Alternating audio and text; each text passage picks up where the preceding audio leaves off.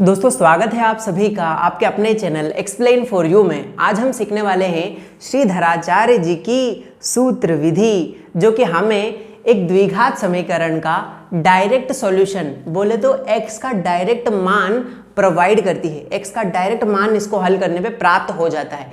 वैसे तो द्विघात समीकरण का सामान्य स्वरूप आपको पता ही है।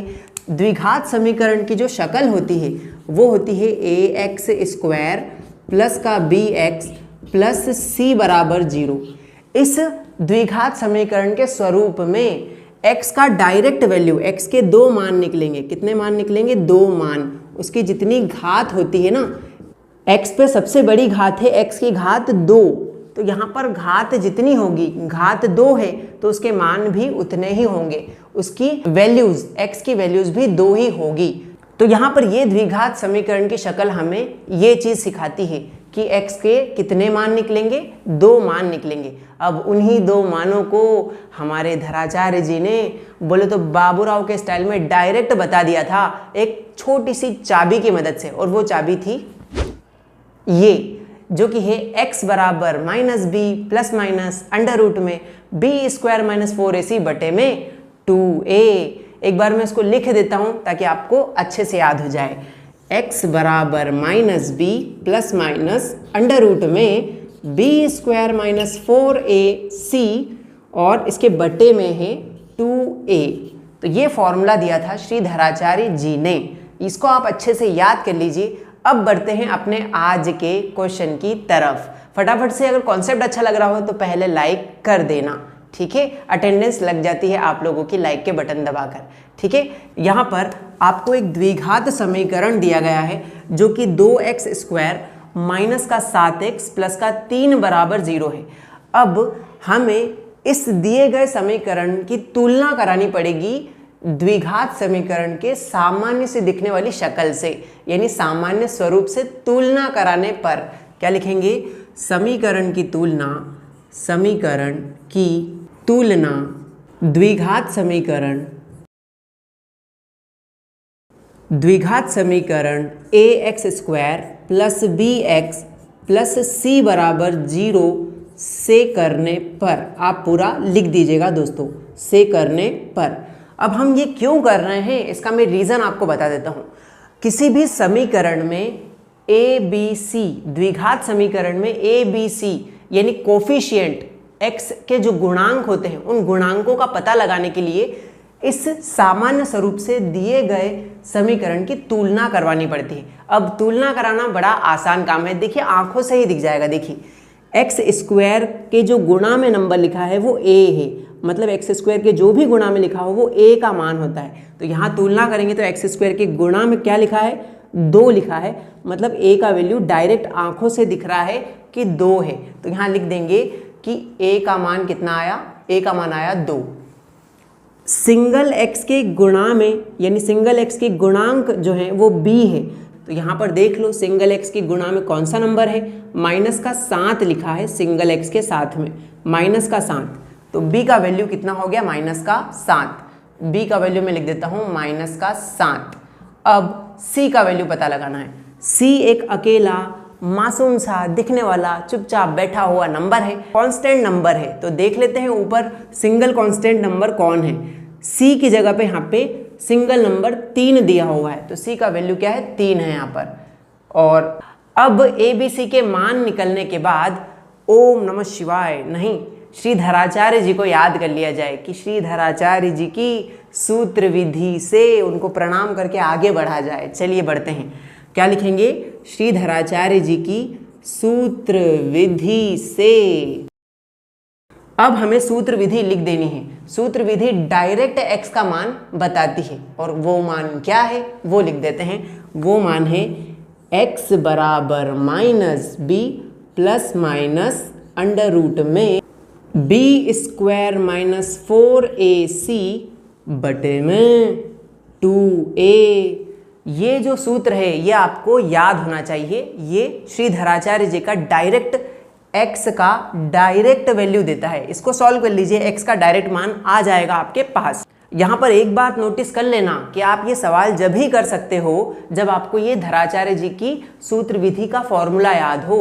x बराबर minus B plus minus under root में बी स्क्वायर माइनस 4ac बटे में 2a। ठीक है, याद रखना है इसको। x बराबर minus B plus minus under root में बी स्क्वायर माइनस 4ac बटे में 2a। ये मैंने आपको गाना गा के याद करवाया है, तो कैसा लगा मेरा गाना बताइएगा। चलिए मजाक की बात साइड में करते हैं। यहाँ पर आपको ए बी सी के मान रख देने हैं और सॉल्व कर लेना है, आपका आंसर आ जाएगा। देखिए कैसे सॉल्व करेंगे। x का मान तो नहीं है तो x को x ही रहने दो, बराबर माइनस बी, तो यहाँ पे माइनस लगाया तो हम माइनस लगा देते हैं। उसके बाद लिखा है b का वैल्यू क्या है, ओहो हो, b का वैल्यू -7 है, तो यहाँ पर हम b का वैल्यू लिख देते हैं -7। अरे भैया दो माइनस आपस में टकराएंगे तो हम ब्रैकेट लगा देते हैं, लड़ाई होने से रोकने के लिए हमें ब्रैकेट लगाना पड़ेगा, बिकॉज माइनस माइनस यहाँ प्लस तो होना ही है, बट अभी लड़ाई ना हो इसलिए ब्रैकेट लगा देते हैं भैया, बच जाते हैं। प्लस माइनस अंडर रूट में बी स्क्वायर, बी का वैल्यू क्या है, बी का वैल्यू है -7, इसीलिए इसे ब्रैकेट में लिखेंगे क्योंकि ये वैल्यू माइनस में आई है ना। बी स्क्वायर, बी का वैल्यू है -7, इस पर स्क्वायर है ना बी का स्क्वायर, तो -7 पर भी स्क्वायर लगाना पड़ेगा। -4ac, तो माइनस का 4 इंटू में ए का मान आप कमेंट कीजिए, ए का मान क्या है, ढूंढ लेंगे भैया, यहाँ से टिप लेंगे। ए का मान 2 आया था तो ए का मान हम 2 रख दिए, गुणा में सी का मान दिख रहा होगा 3 है तो 3 रख देते हैं, और बट्टे में 2a यानी 2 इंटू में ए का मान है 2। सारे मान रख देने के बाद जगह पड़ गई है कम, इसीलिए हम इधर सॉल्व करने जाएंगे। सॉरी यहाँ पे थोड़ा सा कट हो गया है, आप लोग थोड़ा एडजस्ट कीजिएगा, यहाँ पे 3 लिखा है गुणा में। अब हम इस साइड सॉल्व करने वाले हैं। x बराबर, अब आगे सॉल्व करेंगे तो देखिए माइनस माइनस प्लस का 7 हो जाएगा, प्लस माइनस अंडर रूट में माइनस का स्क्वायर होता है प्लस, क्योंकि माइनस माइनस प्लस होता है इसलिए माइनस का स्क्वायर करने पे प्लस आएगा। ठीक है, 7 का स्क्वायर करेंगे तो 7 7 49, 7 का स्क्वायर मतलब 7 का ही गुणा करना है 7 में, तो 7 का स्क्वायर होता है 49 यानी 49। ठीक है, अब यहाँ -4 गुणा 2 गुणा 3 करना है। सबसे पहले आप इन नंबर्स का गुणा कर लो, 4 दूनी 8, 8 तिया 24 यानी माइनस का 24 आएगा, माइनस का 24 आ गया, बटे में 2 दूनी 4, बटे में 4 चल रहा है। ये हमने इसको थोड़ा सिंप्लीफाई कर लिया, सरल रूप में ले आए। आगे सॉल्व करेंगे। x बराबर 7 प्लस माइनस अंडर रूट में 49 में से 24 घटेंगे तो बचेगा 25। कितना बचेगा, इसमें से इसको घटाओगे ना 24 को तो 25 बचेगा, बटे में 4 चल ही रहा है। अब हमारा और थोड़ा सिंपल फॉर्म में आ गया है, इसको और सिंपल फॉर्म में लाएं तो x बराबर 7 प्लस माइनस अंडर रूट में 25 किसका मान होता है, अंडर रूट में 25 यानी वर्गमूल में 25 का मान होता है 5। कितना होता है, 5 होता है। और ये मान कैसे आया, मैं थोड़ा रफ कार्य करके बता देता हूँ। देखिए अंडर रूट में जब 25 लिखा होता है तो उसे हम क्या लिख सकते हैं, 5 गुणा 5, क्योंकि 5 गुणा 5 करने पर 25 आता है, और ये दो जोड़े 5 गुणा 5 के सिंगल 5 बन के रूट से बाहर निकल जाते हैं, मतलब रूट 25 को हल करने पे 5 आता है, यानी वर्गमूल 25 का मान होता है 5। तो ये आपको चीज़ याद होना चाहिए कि वर्गमूल 25 का मान होता है 5, इसीलिए इस वर्गमूल 25 को भी हम 5 लिख देते हैं, बटे में 4। अब आ गई है दुविधा। कैसी दुविधा कि 7 प्लस माइनस 5 यानी हमें प्लस करना है या माइनस करना है, इस 7 और 5 को जोड़ना है या फिर घटाना है। तो दुविधा को हल करते हुए एक लाइन खींचेंगे, एक साइड लिखेंगे प्लस लेने पर, प्लस चिन्ह लेने पर, दूसरी साइड लिखेंगे माइनस लेने पर यानी माइनस चिन्ह लेने पर।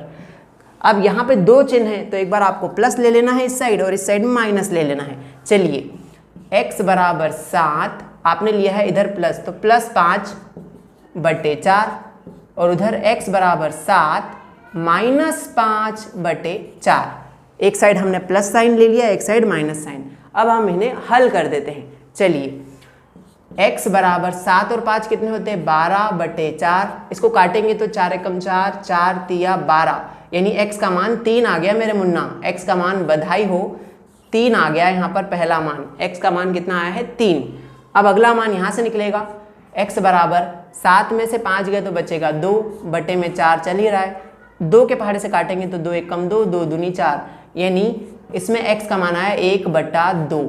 ये आपके दो मान डायरेक्ट निकल के आ गए कि इस समीकरण को सूत्र विधि से हल करने पर दो मान आए आपके, x बराबर 3 और x बराबर 1/2।